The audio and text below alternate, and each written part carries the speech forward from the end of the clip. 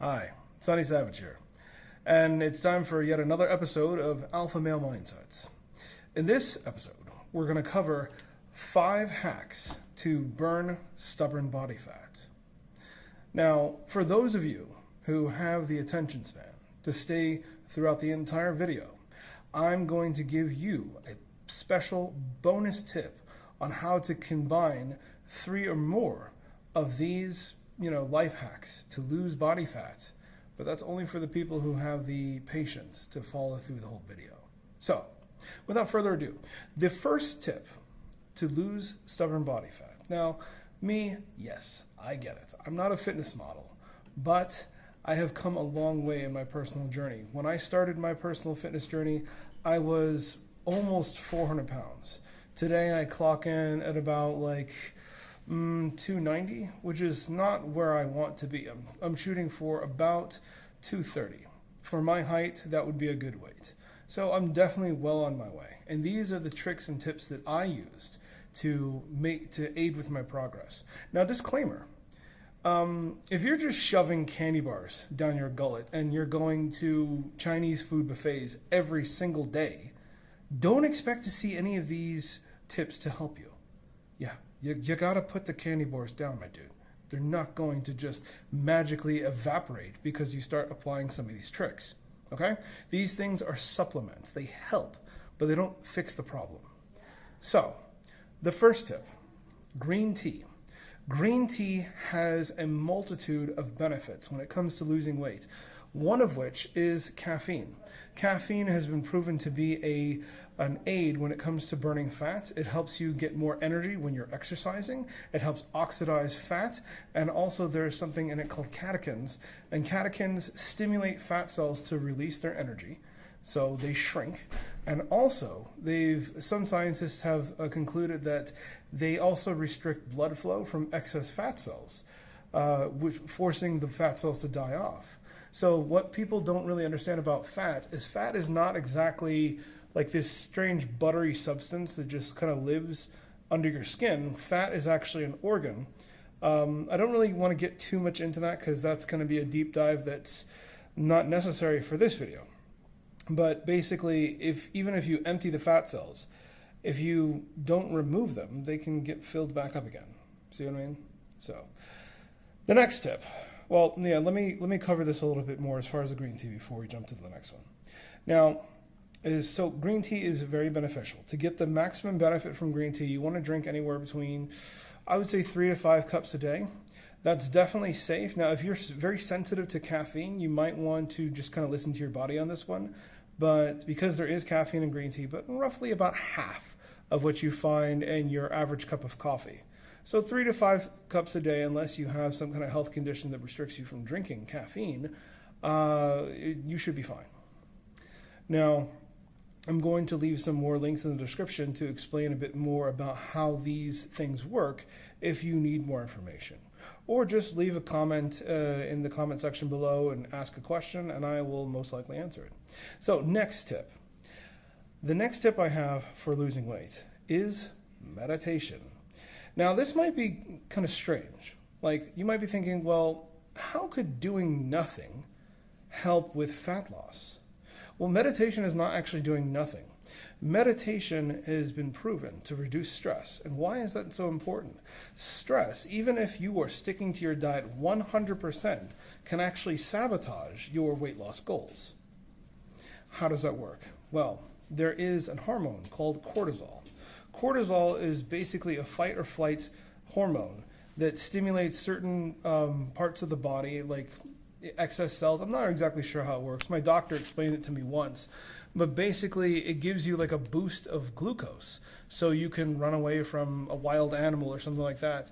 And that stress hormone is basically, even though you've completely stuck to your diet and you haven't cheated on it at all, your body is basically feeding you candy bars because you're stressed.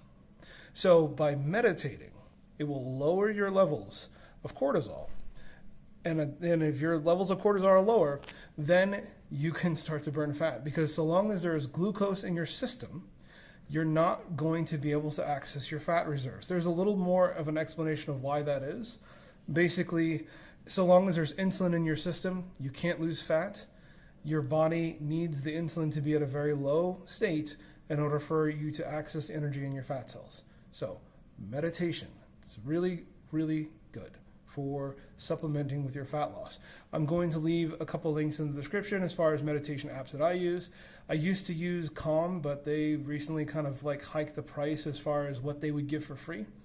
But there's tons of videos on YouTube on how to start meditating for newbies. So yeah, just poke around. I'm going to leave some links in the description of stuff that I personally like. But yeah. So the third tip,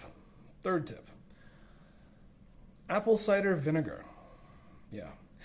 There was a Japanese study that found that those who consumed, I believe it was 2 tablespoons of apple cider vinegar lost a significant percentage more than the patients in the control group. And how to gain the benefits from consuming apple cider vinegar is you just want to put like 1 to 2 tablespoons in a glass of water. Now this is really, really important. Don't skip this step. Make sure that you are drinking this apple cider vinegar through a straw.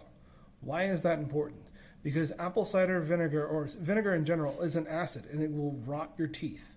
You think sugar's bad for you? Try vinegar. You're going to get tons of cavities if you don't drink this with a straw. It's super, super important.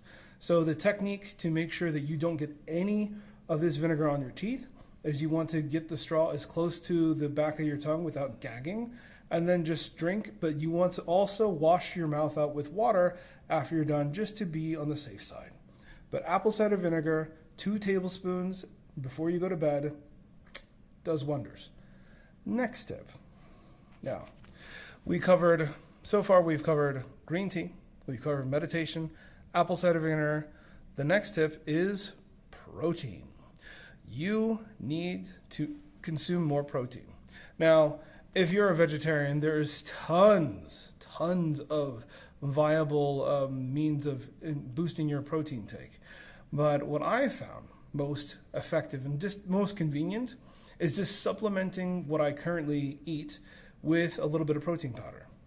It's really easy to just add to a meal. You just make a little protein shake and you just sip on that while you're going through your daily routine, or just in whatever meal that you're eating. Just add a little bit of protein. How much protein should you be eating in a day?